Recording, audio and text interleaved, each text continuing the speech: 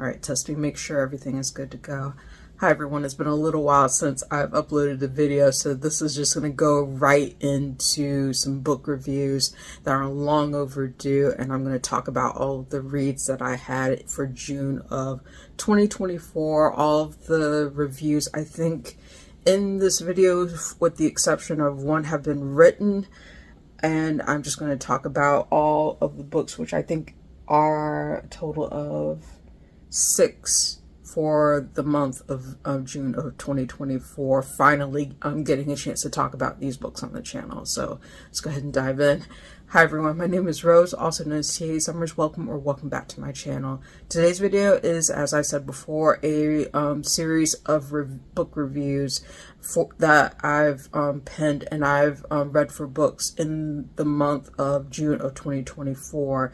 I'm a little bit behind schedule in terms of putting this up on the channel because some of them I did need to write full reviews for, as well as just been in general being busy and finally catching up with being able to reflect on all the books that you see in this video. So this one's going to be a little bit of a difficult one because especially for the first 2 books that I am going to mention, I did not like them at all, and one of them was a disappointment for me from a favorite author. So this is probably going to be a very tough conversation. So without further ado, let's go ahead and dive in. So the first book that I want to mention is a new adult romance, first time read from this author that completely and totally bombed for me in terms of things. And I know this is going to probably be controversial because I know this is a beloved author in some circles, but this book absolutely disappointed me. Even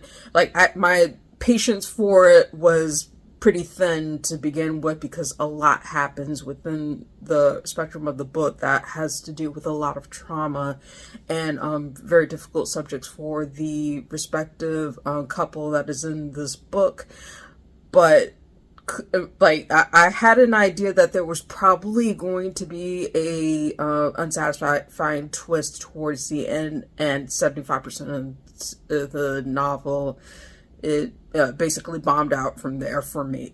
The book that I'm referring to is The Summer We Fell by Elizabeth O'Rourke. This is the original cover for it. It has since been redesigned to kind of an illustrated cover, but don't let that illustrated cover fool you. This is the illustrated covers for your reference if you're curious about what the physical book looks like for the redesigned cover, as well as the Kindle redesigned cover as well. But the illustrated covers do not really give an accurate perspective in terms of how heavy this book actually is in terms of the actual relationship between the 2 leads. So we're just going to go ahead and dive in and talk about this a little bit in terms of why it was a disappointment for me. I will give a couple of compliments to The Summer We Fell by Elizabeth O'Rourke in terms of the overarching reading experience. I liked the audiobook narrations, which were done by Samantha Brentmore and Teddy Hamilton. And I also basically liked the writing style of Elizabeth O'Rourke. So I'm not going to make this my last read from the author, far from it. I've heard from a lot of people that some of her other books are better, but this was kind of a sour note to kind of start with because of certain events that happened through the novel. But I did feel like The Summer We Fell was compulsively readable. It has a lot of triggering subjects in terms of what it chooses to highlight, including, I would say, physical abuse, sexual abuse, religious abuse, I would argue, is a big thing in here, as well as other trigger warnings. Definitely seek out like some of the trigger warnings that have been talked about this book, because you should not really go unprepared considering how much is packed into this book. It was a quick read for me, overarching, but the overall experience was pretty difficult to get through considering all the things that happened within it. But I will compliment the writing style. It was compulsively readable. I would say that it's kind of like how my experience was, and I said this in my review, of reading Penelope Douglas's Bully. like, I have nothing against the author's actual writing style. Like, it flowed very well, and I was able to follow the characters and what they were doing and what they were feeling in the moment in terms of things, despite a lot of things going on. But for respectively, like for the actual story, for things, the series of events and what the narrative chose to do is where I had the most problems with it. So that's kind of like a summation of some of the things that actually did work for me, and why I overarching gave this 2 out of 5 stars for the overall experience.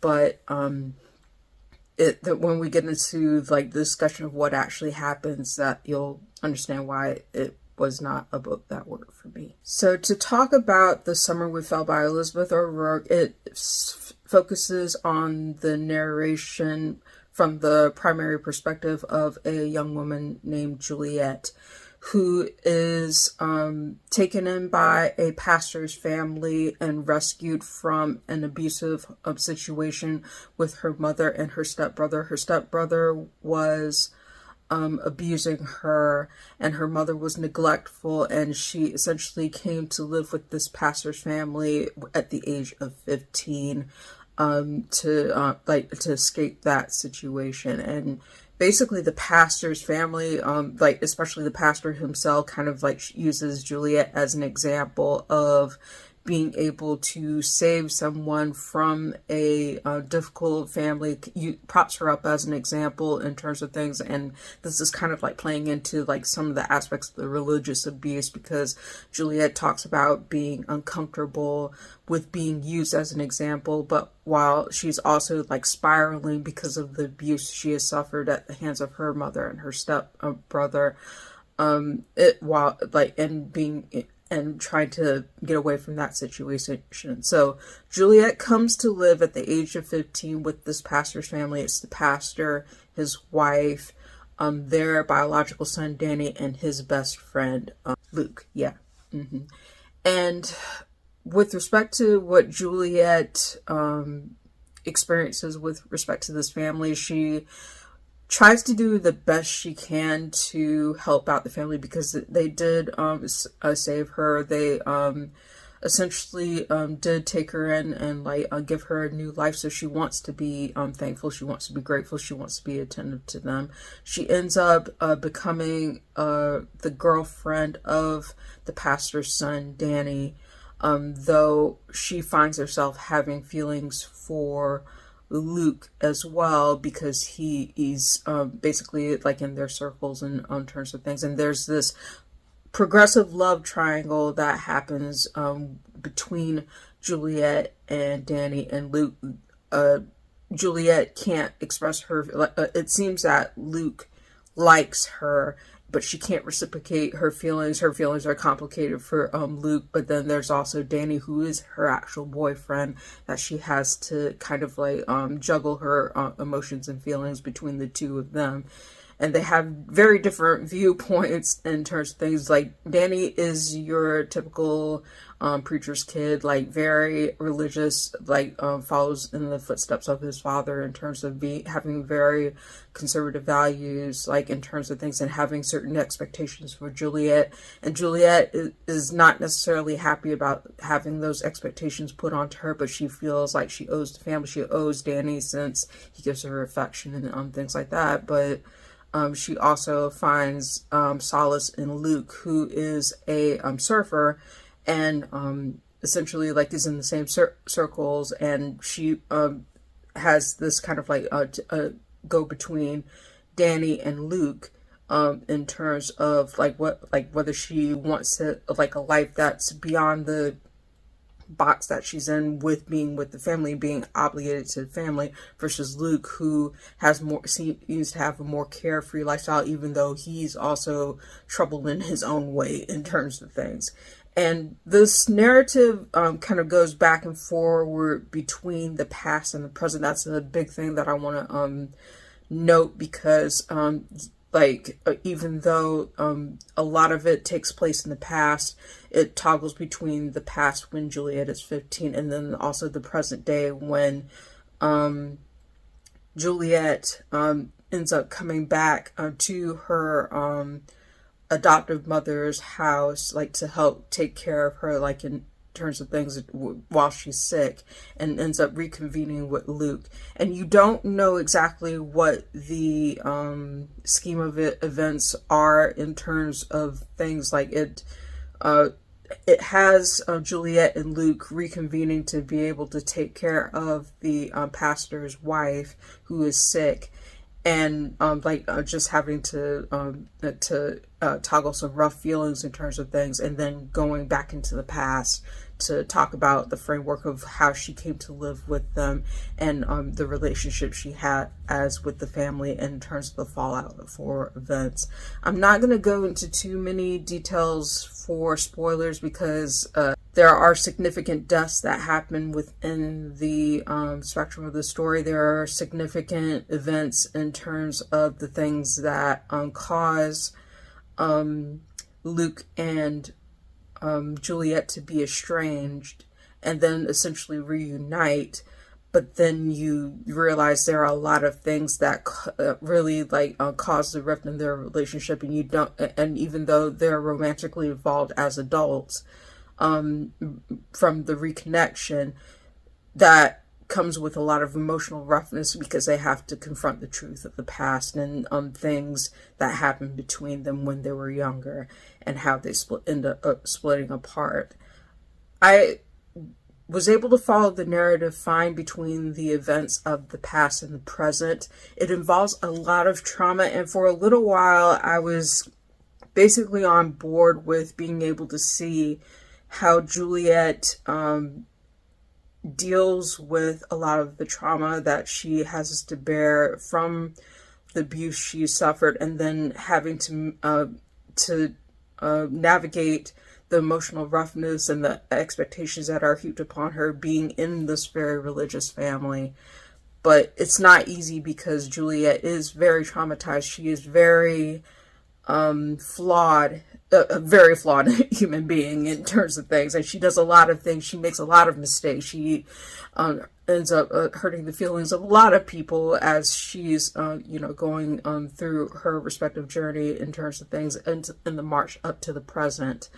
And the other thing that I'm not mentioning is that Juliet in the present day has like a celebrity career in terms of things, and like she's kind of like washed out and like has a lot of controversy around her and things like that, and has relationships that are flawed. But coming back to the pastor's wife's home to help take care for her and reconvening with Luke has her not only rediscovering her feelings for Luke, but also having to navigate that present day controversy in terms of things, and like navigating like the consequences of her actions over the years. The time jumps are not that bad. They're very easy to follow, and it's very easy to follow the past and the present, and being able to see the connections between Luke and Juliet, and in terms of like what the emotional roughness they have to navigate, and the relationships that they navigate.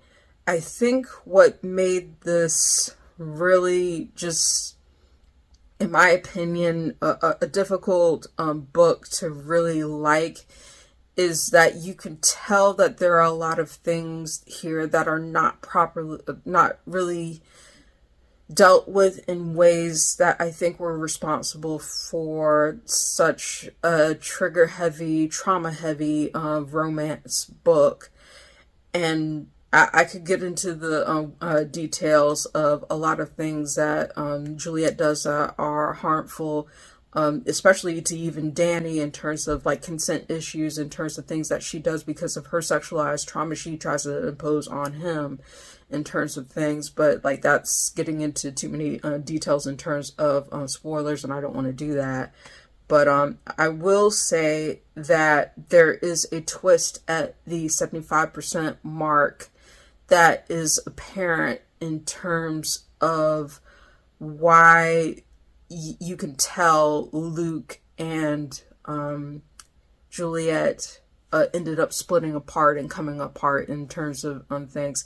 And the way that was done really bothered me, because I said this in my review, one of the worst things that you can do in terms of providing a 75% and 25% towards the end twist is villainizing a character that's marginalized, or killing off a character that is marginalized. In this case, it was villainizing a character that was clearly marginalized, that was gay, using just using this manipulative tactic, like in terms of things to move the story forward and to give the conflict, the last act conflict that it chooses to do. And I did not like how that was done at all in terms of things. It's not that I had problems with the overarching relationships. Like, I had some issues with like how certain things were dealt with, but I was on board for the narrative to be able to explain and say, okay, Juliet has all of these different issues and different things and traumas, and she's had to navigate these emotional connections as well as social connections and come into her own. But the way that that was done in terms of the final act, and then the way that it chooses to kind of like march towards the end, it lost me. It completely lost me in terms of being able to really have any kind of connection with the characters whatsoever. I was not rooting for Luke or Juliet to be together at all. I'm like, even though Luke has his issues and his problems, and he has a penchant for punching people, that seems to be a thing in New Adult and everything I've read in terms of things, but like in terms of getting into fights and stuff like that. But like the way that this novel chose to do its respective twists in terms of things, it felt manipulative, and it felt like it shortchanged the characters, and it felt like it was done for the sake of drama rather than actually having a focus on these respective characters and being able to deal with these things. I could not, I did not like how it was done, and I did not like the mechanisms by which this novel had this couple come together in terms of things. It was just not done well, and I could not sign on to really be able to, like, after that respective point, and then being able to see where it went from there and how it chose to resolve and get the characters to their happily ever after, happy for now. No. So it soured me, like, as I put when I put the book down, I was like, okay, finally I can put this aside and just not even deal with that. I was so upset. And so I ended up giving this 1.5 out of 5 stars. I would have probably given it 3.5 out of 5 stars before the 75% mark. There were things I didn't like about how it chose to deal with certain issues with the characters, but I was on board up until that twist, and then everything else went downhill from there. But that is The Summer We Fell by Elizabeth O'Rourke. 1.5 out of 5 stars. I will still try to see if I can pick up another couple of books. I have another few books in this respective series, which I think is called the Summer series. So I am planning on at least reading either 1 or 2 more books in this respective series. And then also I have a couple of her other books on my TBR and in my collection on audio that I may try as well, which I've heard was a better series. But this first one was, it was not good. So that is The Summer We Fell by Elizabeth O'Rourke. 1.5 out of 5 stars. The next book that I'm going to talk about is probably going to upset a lot out of you. Now, all of you know that Christina C. Jones is one of my favorite authors. I have talked about her books several times on this channel before, and I have also read a number of her novels and novellas, and the vast majority of them I have loved and talked about on the channel with glowing perspectives in terms of things. So I think it's expected that your favorite authors are going to have something that lets you down or disappoints you, like in terms of the spectrum. Like, it's just, you know, it's just part of the thing. There are just some narratives that don't connect with you, and I think this next book I'm going to talk about is one that, even though I loved the first book in this respective novella series, the second book completely let me down in terms of things. I am going to be talking about Split Decision, which is the second book in the New Heights series by Christina C. Jones. I gave this book 2 out of 5 stars, and you're probably be like, Rose, what happened? what happened in this book? So let's kind of set the stage, and then I'll talk about what happened here. This is a book that I would say, this novella on paper, like if you look at the pieces of the narrative in terms of like why the respective novella appealed to me, it should have worked. It should have worked for me. This is an age gap romance. The main female character is an exercise science and a trainer, a boxer that's my bread and butter. I love exercise science characters. Whenever I see that, like, you know, like, since that's my passion, since that's what I studied and everything else, I was like, yes, I'm definitely on board with this. And it also featured 2 characters that were highlighted in even the first novella that's in this series, which is called Forced Perspective. Yeah, the Forced Perspective was the first novella in the New Heights series, and I actually really enjoyed that first book, which showcases the relationship between a rapper and a lay person who is a photographer, and shows their respective connections. I believe I talked about it on the channel before. I will link that in the cards above and down below if you are curious about seeing my review of Forced Perspective. But to talk about this book, Split Decision, there are a lot of things about Split Decision that did not work from the jump for me. The first thing is that the book kind of takes a kind of loop around way for telling you what the relationship between the characters are. You can tell there's an age gap between them.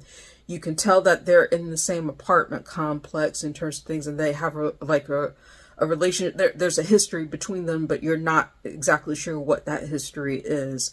And progressively you find out that Winnie is basically the little sister of a friend of Jonathan's who has since passed away, and he does a lot of things, like he's done a lot of things for Winnie, like to be able to help her in terms of things, so that explains the age gap between them. And then Winnie, being the little sister to Jonathan's best friend, she's always had a crush on him in terms of stuff, always looked up to him and things like that. So that provides the context of what this novella is based on. But the way that it chose to explain that kind of like slowed the narrative, so it was a little bit uneven to get into, and that was the first issue that I had. But I was like, okay, like, I don't know why it held on to some of those pieces of information, but like I once I figured it out, I was like, okay, like, let's follow it from here. But the other part of it was I just could not really there were a lot of things about Whitney's character that I had issues with from the jump.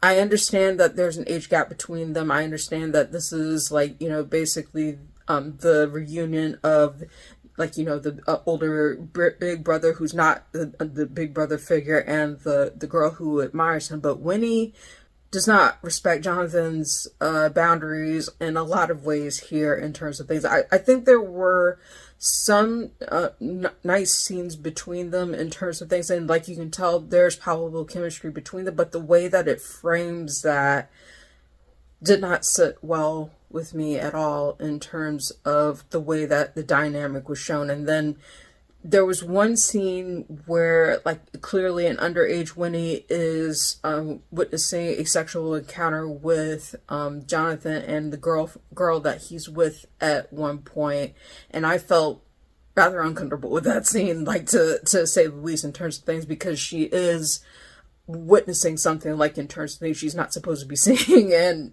like, it's just it didn't really, like, for me, like, I read past that scene, like, very, very quickly in terms of things, because I just, it did not work for me. It did not work for me at all. And then putting into context in terms of how pushy Winnie is towards Jonathan and doesn't really respect his boundaries in terms of things, that also put me off of the character.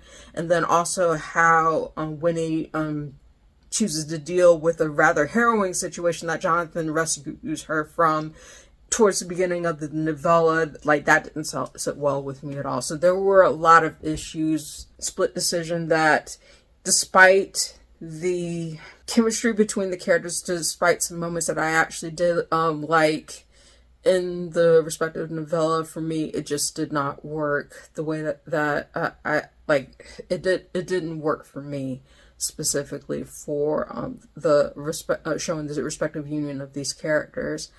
I gave it 2 out of 5 stars. I love the audiobook. I love the audiobook reading. I believe J. Shawnee Michaels and Miles Washington were the narrators for Split Decision, which I really enjoyed their respective narrations for the most part.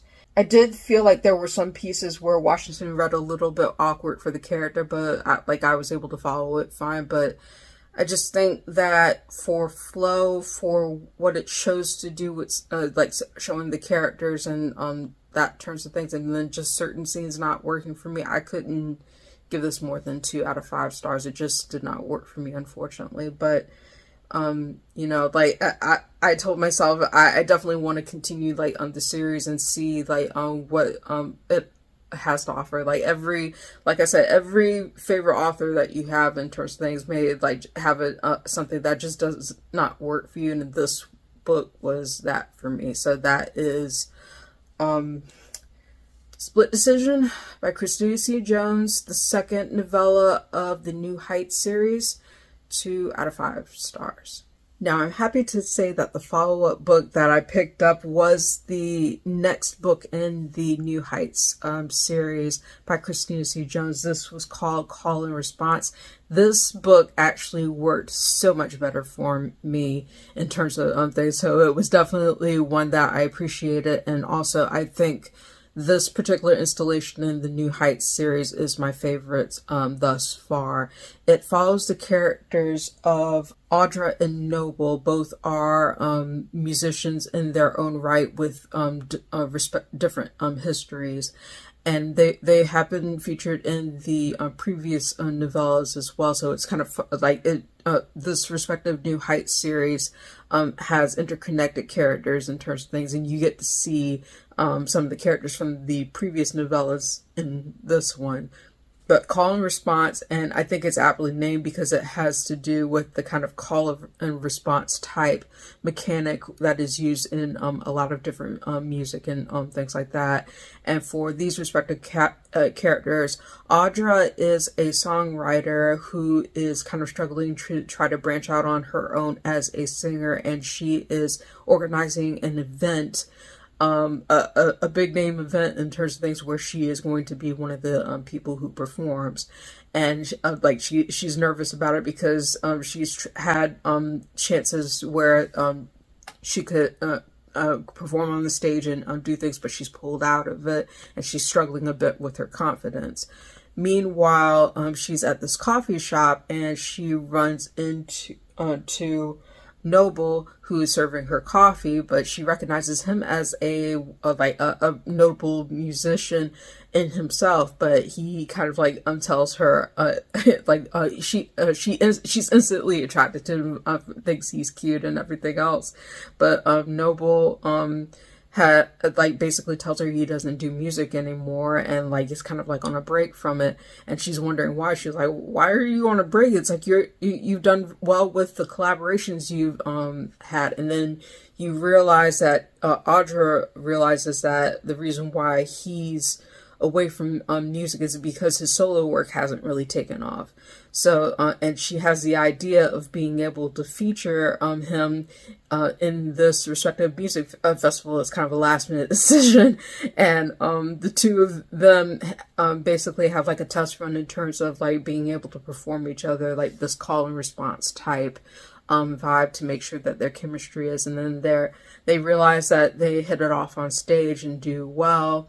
and then they decide to do more collaborations, and then that's when their connection comes together. So I really like being able to see their dynamic, and they have very palpable chemistry. It's very easy to see why they like each other, and it's very steamy, very typical Christina C. Jones in terms of like showcasing the dynamic of the chemistry and the banter between the characters. I really enjoy that part of call and response, and it ends in a really like satisfactory way for being able to bring the narrative full circle in terms of like what the two characters have to deal with in terms of their insecurities and issues and things like that, and then also features the collective cast, like, you know, being able to see their union and things. But I really enjoyed Call and Response. I love I read it.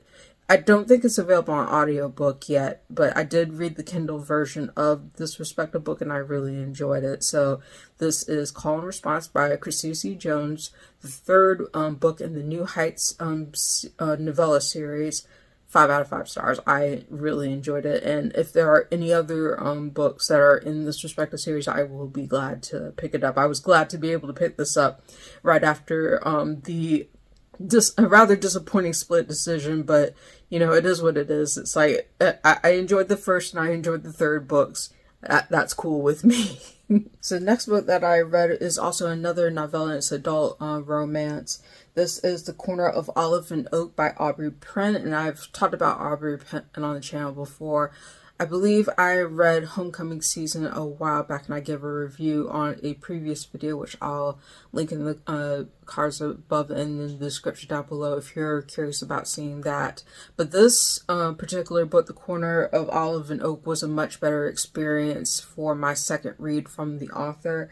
This is about a woman who is basically like the daughter of a gang leader, getting to know one of her father's men who is out on parole and trying to start a new life in terms of things. And the way that they come together is by fixing up one of the businesses in terms of things, and they have very, very piping hot chemistry. Basically, Andrew is newly released from prison, working on the remodel of one of his father's old properties, and it's a restaurant. And then like he comes together with the daughter, who is named Pumai, also known as Tennessee. She basically is helping him get the renovations done, and like their respective chemistry is very piping hot. Like, this is a very steamy novella, even though it's very, very short.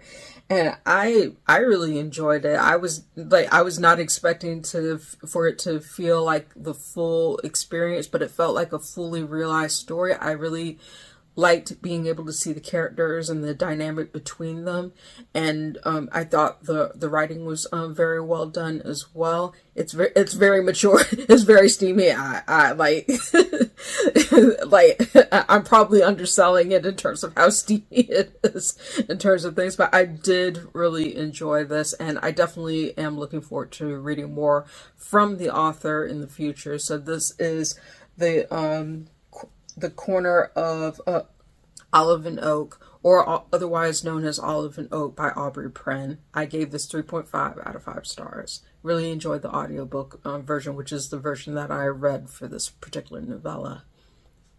So like, I definitely enjoyed it. Like, it definitely stood out in my mind in terms of being able to connect with the characters and being able to see their respective reunion and like their interactions with each other and their piping hot chemistry. So Corner of Olive and Oak, 3.5 out of 5 stars for Aubree Prynn. The next book is a very popular YA book that has been talked about in several circles in terms of YA fantasy, and featuring a black boy as the main protagonist. And you probably already know what book I'm going to be talking about in terms of things. I'm not going to spend too much time about it. Like, this has definitely been making the rounds in terms of a lot of like YouTubers and booktubers who have picked up this respective book, and I definitely enjoyed it. I had some issues with it, but I definitely enjoyed the overarching read, especially in the audiobook version. I have two, I was able to get this as a NetGalley galley first,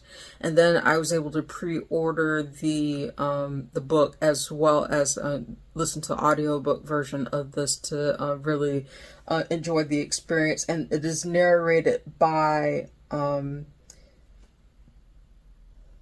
Jalen Hall, who has a very nice narrating voice, and very much suits the character of Malik as the main character for this respective novel. I am talking about Blood at the Root by LaDarrion Williams. And this is a very interesting book with a very interesting magic school system in terms of things. Now, I'm going to preface this in terms of things because I know there have been people who have critiqued this respective series for certain things, because it does draw from research around the Yoruba, the Voodoo, and Orisha cultures. So I'm not at, I know certain pieces of it in terms of things, but I am not as well versed as other YouTubers or booktubers or reviewers who may be more intimately familiar with those practices and with those respective cultures. So that's kind of like a warning like that. I'm going to put a disclaimer that I'm putting on this respective review, because I don't have that vested background that other people may have. But taking it into consideration, that provides the framework for a lot of what happens in this respective book. So to start off with, this is the story of 17-year-old Malik, who is basically living with his adopted brother Tay, and the two of them are very, very close. And Tay is in kind of like a the very beginning of the book, you note that Malik suffers a very traumatic experience with respect to losing his mom at a young age, in terms of things like he returns home, he has this foreboding feeling that prompts him to return home. And he witnesses a scene between several mysterious figures and his mother, and it causes their house to burn down, and presumably results in the death of his mother, which he is assigned blame for in his community in terms of things. And so he ends up in foster care. And then Tay is the little brother that he has in foster care that he is responsible for and wants to care for in terms of things. So he's 17. He tries to come back to the adopted family that still has Tay and help him escape, so that the two of them can go to California. And something that happens in terms of Malik, he finds that he has these magical powers that he doesn't quite understand, but he tries to use it to be able to help himself and help Tay escape this abusive foster family and go on the road towards California.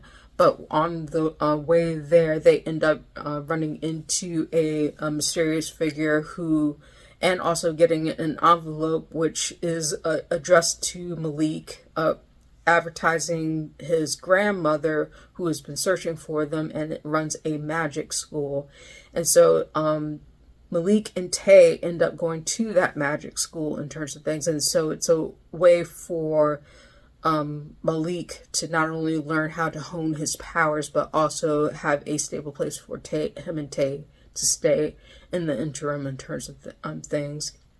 And they end up learning a lot and being able to meet like a wealth of different characters in the respective school and the environment, and learning a little bit more about the history in terms of the relationship between Malik's grandmother and his mother.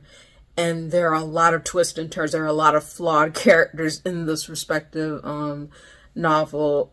I definitely enjoyed the ride that this book took me on for the most part. I enjoyed being able to get to know the characters.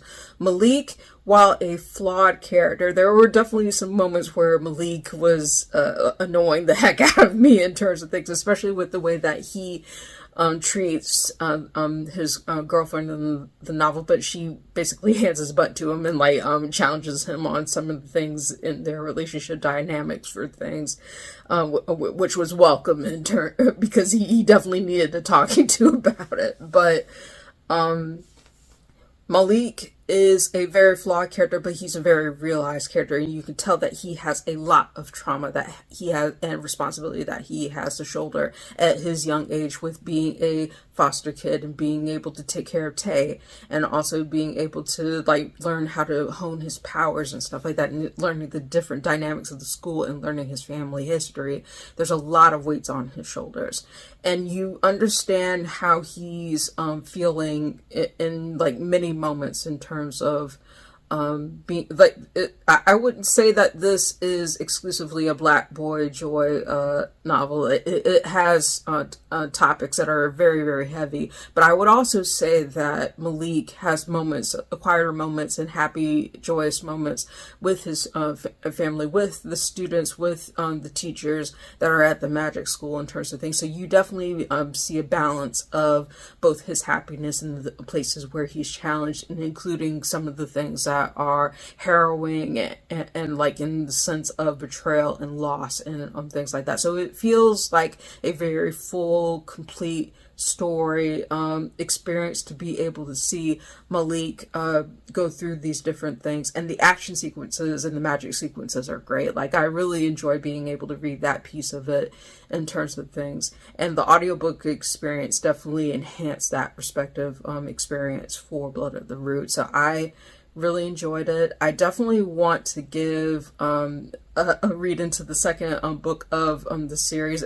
You know, in terms of things, there are things about it that are flawed, and that's explained more in my review in terms of like, you know, how it chooses to explore certain topics. But I think overarching, like I would say, like the range of emotions, the realization of the character, the amount of development that this respective story has was worth the overarching ride that it took me on. So I'm definitely looking forward to being able to read more from LaDarrion Williams and the respective follow-up to this story. So this is Blood at the Root by LaDarrion Williams. I rated it 4 out of 5 stars, and I really did enjoy the ride that it took me on, and the moments of the writing, like in terms of things, and the narration. Jalen Hall did a masterclass job of narrating the audiobook, and he has a nice singing voice too, so I enjoyed it. So that's Blood at the Root by LaDarrion Williams, 4 out of 5 stars. And then we come to the last book that I read for the month of June of 2024. Finally, in terms of things, this was a very fitting read for June, since June is considered to be Pride History Month.